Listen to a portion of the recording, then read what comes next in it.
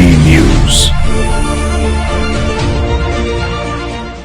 नमस्कार, मैं संतोष, आपका स्वागत है लोकतंत्र प्रहरी की 8 PM न्यूज में, जहां हम देखेंगे दुर्ग जिले के समेत प्रदेश एवं देश विदेश की कुछ प्रमुख खबरें। तो आइए शुरू करते हैं पहले दुर्ग जिले की खबरों से। दुर्ग जिले में अफीम की अवैध खेती के मामले में प्रशासन और पुलिस की बड़ी कार्रवाई सामने आई। भाजपा नेता विनायक ताम्रकार की गिरफ्तारी के बाद अब उनके परिवार से जुड़ी अवैध संपत्तियों पर भी कार्रवाई शुरू हो गई। मंगलवार को जिला प्रशासन और राजस्व विभाग की टीम ने उनके भाई ब्रजेश ताम्रकार के अवैध कब्जों पर बुलडोजर चलाया है। वहीं पुलिस ने छापेमारी के दौरान विनायक ताम्रकार के घर से 7 बोरी डोडा, करीब 2 किलो खसखस और अफीम में चीरा लगाने वाले विशेष हथियार बरामद किए। पुलिस का कहना है यह बरामदगी अवैध अफीम कारोबार के बड़े नेटवर्क का हिस्सा हो सकता है। फिलहाल मामले में अन्य आरोपियों की तलाश जारी है। दुर्ग के चिखली स्थित SR पैरामेडिकल कॉलेज के भविष्य के पैरामेडिकल टेक्नीशियन के लिए व्हाइट कोट सेरेमनी का आयोजन किया गया। यह समारोह छात्रों के शैक्षणिक जीवन का एक महत्वपूर्ण पड़ाव रहा, जहां उन्होंने अपने पेशे की गरिमा और नैतिक मूल्यों को बनाए रखने का संकल्प लिया। समारोह के दौरान छात्रों ने पारंपरिक व्हाइट कोट पहनकर सेवा की शपथ ली और वचन दिया कि वे प्रयोगशाला कार्यों को पूरी ईमानदारी, सटीकता और जिम्मेदारी के साथ निभाएंगे। इस अवसर पर उपस्थित अतिथियों ने कहा कि पैरामेडिकल टेक्नीशियन स्वास्थ्य व्यवस्था की एक महत्वपूर्ण कड़ी है, जिस पर सटीक जांच और मरीज का भविष्य निर्भर करता है। कार्यक्रम में SK गुप्ता पैथोलॉजी विभाग, doctor KK Jain MD medicine, doctor RR मांडले अस्थि रोग विशेषज्ञ, लीलावती वर्मा नर्सिंग सुपरवाइजर और डॉक्टर वंशी सिन्हा नेत्र विभाग सहित प्राचार्य, शिक्षकगण और बड़ी संख्या में छात्र छात्राएं उपस्थित रहे। व्हाइट कोट पहनते ही छात्रों के चेहरे पर एक नई जिम्मेदारी और आत्मविश्वास की चमक साफ दिखाई दी। दुर्ग रायपुर नेशनल हाईवे 53 पर स्थित कुम्हारी फ्लाईओवर में मरम्मत कार्य के चलते दुर्ग से रायपुर जाने वाले फ्लाईओवर का ऊपरी मार्ग अस्थायी रूप से बंद कर दिया गया है। यह बंदी आज से 18 मार्च तक यानी 8 दिनों के लिए लागू रहेगी। इस दौरान सभी वाहनों को फ्लाईओवर के नीचे बनी सर्विस लेन से होकर गुजरना होगा। ट्रैफिक पुलिस द्वारा मौके पर सुरक्षा और यातायात व्यवस्था के लिए विशेष इंतजाम किए हैं। हालांकि सर्विस लेन से यातायात चलने के कारण इन रूट पर ट्रैफिक की धीमी गति हो सकती है। खासकर ऑफिस टाइम या शाम के समय ट्रैफिक बढ़ने की संभावना है। ऐसे में वाहन चालकों को सलाह दी गई कि वे अतिरिक्त समय लेकर घर से निकले और जल्दबाजी से बचें। दुर्ग जिले में स्वच्छता को बढ़ावा देने के लिए जनपद पंचायत दुर्ग, धमधा और पाटन में स्वच्छाग्राही दीदियों के लिए 1 दिवसीय प्रशिक्षण कार्यक्रम आयोजित किया गया। इस प्रशिक्षण में 300 से अधिक स्वच्छाग्राही महिलाओं ने भाग लिया। उन्हें गीले और सूखे कचरे के प्रबंधन पर, घर घर कचरा संग्रहण, प्लास्टिक वेस्ट मैनेजमेंट और स्वच्छता के माध्यम से आय अर्जित करने के बारे में जानकारी दी गई। कार्यक्रम में जिला पंचायत और जनपद पंचायत के अधिकारियों व जनप्रतिनिधियों ने गांव में ठोस अपशिष्ट प्रबंधन को मजबूत बनाने और सिंगल यूज प्लास्टिक की उपयोग को कम करने पर जोर दिया। छत्तीसगढ़ माध्यमिक शिक्षा मंडल रायपुर द्वारा आयोजित 10वीं बोर्ड परीक्षा के तहत आज संस्कृत, उर्दू और पंजाबी विषय की परीक्षा जिले के विभिन्न परीक्षा केंद्रों में शांतिपूर्वक माहौल में संपन्न हुई। परीक्षा के दौरान नकल रोकने के लिए शिक्षा विभाग ने विशेष निगरानी व्यवस्था की है। उड़नदस्ता टीमों ने कई परीक्षा केंद्रों का औचक निरीक्षण किया, लेकिन कहीं भी कोई नकल का मामला सामने नहीं आया। जिला शिक्षा अधिकारी अरविंद मिश्रा ने खुद मैदान में उतरकर कई स्कूलों में परीक्षा व्यवस्था का जायजा लिया और अधिकारियों के नियमों का सख्ती से पालन करने के निर्देश दिए।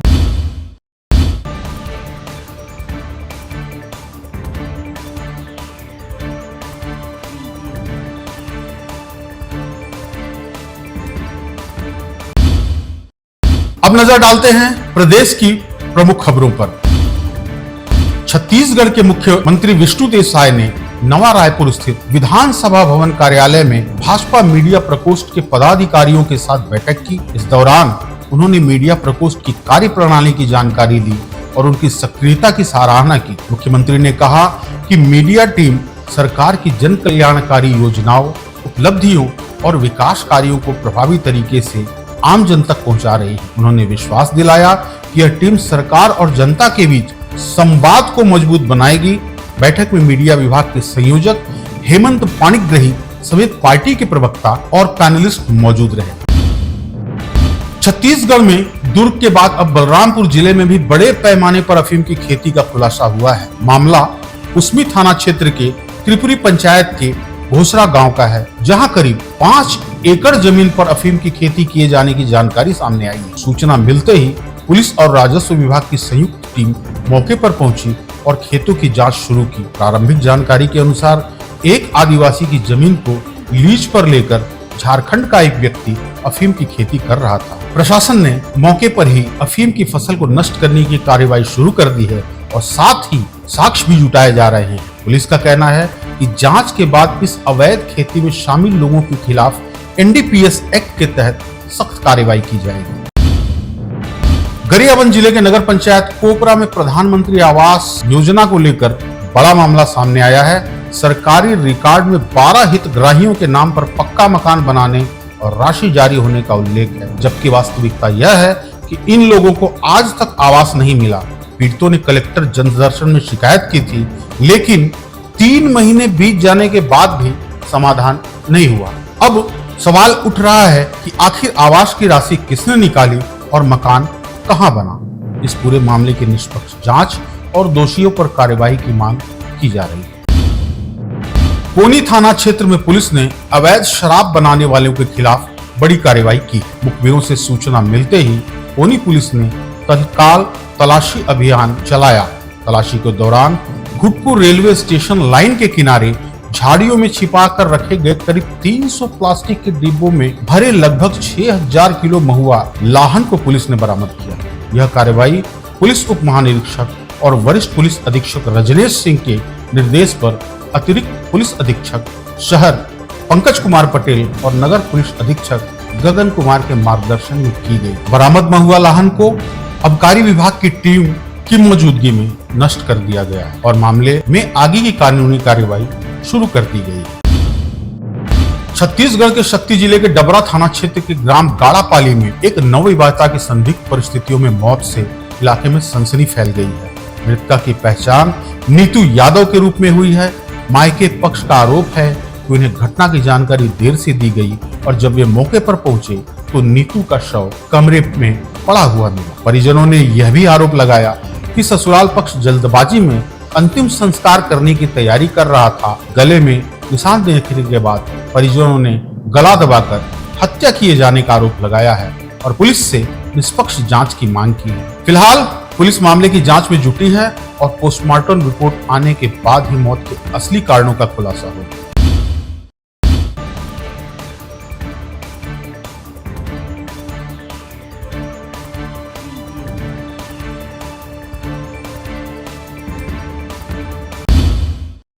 अब नजर डालते हैं देश विदेश की प्रमुख खबरों पर। रक्षा मंत्री राजनाथ सिंह ने एक महत्वपूर्ण सैन्य विजन दस्तावेज डिफेंस फोर्सेज विजन 2047 जारी किया है। इसका लक्ष्य यह है कि भारत की सेना को साल 2047 तक आधुनिक तकनीकी रूप से उन्नत और पूरी तरह से भविष्य के युद्ध के लिए तैयार बनाया जाए। इस योजना में भारतीय थल सेना, नौसेना, वायुसेना के बीच बेहतर तालमेल, नई तकनीक का इस्तेमाल, आधुनिक प्रशिक्षण और रक्षा क्षेत्र में आत्मनिर्भरता को बढ़ावा देने पर जोर दिया गया है। सरकार का मानना है कि इस रोड मैप के जरिए भारत की सेना वैश्विक स्तर पर और मजबूत होगी और देश के रणनीतिक हितों की सुरक्षा सुनिश्चित की जा सकेगी। पश्चिम बंगाल में आगामी विधानसभा चुनाव से पहले चुनाव आयोग पूरी तरह एक्टिव मोड में नजर आ रहा है। मुख्य चुनाव आयुक्त ज्ञानेश कुमार मंगलवार सुबह बेल्लूर मठ पहुंचे, जहां उन्होंने रामकृष्ण मठ और मिशन के साधुओं से मुलाकात की और मुख्य मंदिर के दर्शन किए। हालांकि उनके इस दौरे के दौरान कई जगहों पर विरोध प्रदर्शन भी देखने को मिला। दक्षिणेश्वर में स्काई वॉक के नीचे प्रदर्शनकारियों ने काले झंडे दिखाए और गो बैक के नारे लगाए। ज्ञानेश कुमार ने बेल्लूर मठ से निकलते हुए कहा कि चुनाव आयोग का लक्ष्य राज्य में हिंसा युक्त, स्वतंत्र और निष्पक्ष चुनाव कराना है।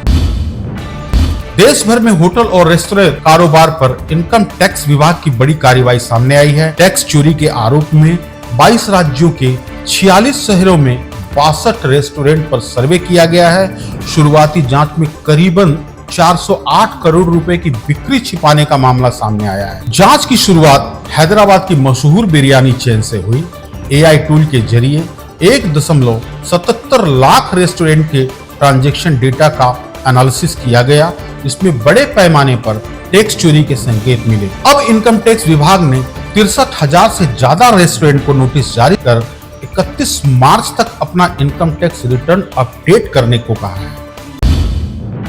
मध्य पूर्व में ईरान और इजराइल अमेरिका के बीच युद्ध अब 11वें दिन में प्रवेश कर चुका है। दोनों देश एक दूसरे पर लगातार मिसाइल और ड्रोन से हमले कर रहे हैं, जिससे पूरे क्षेत्र में तनाव चरम पर है। डोनाल्ड ट्रंप का दावा है कि ईरान की नौसेना और वायुसेना लगभग पूरी तरह खत्म हो चुके हैं और उनके कई बड़े हथियार भी नष्ट हो चुके हैं। इस बीच ईरान के प्रॉक्सी संगठन भी सक्रिय हो गए हैं।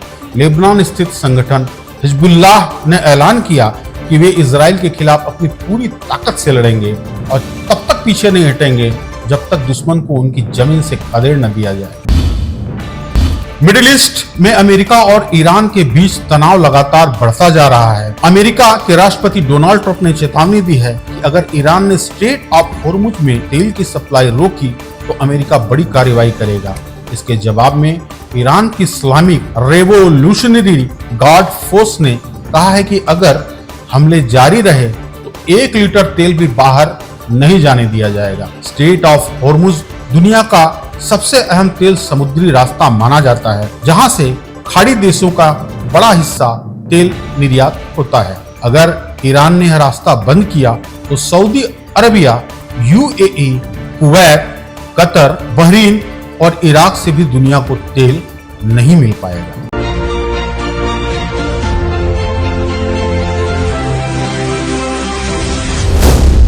LP News. This program is sponsored by SR Hospital and Research Center.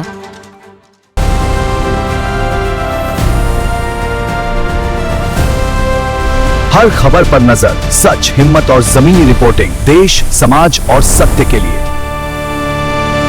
LP News, आपकी आवाज।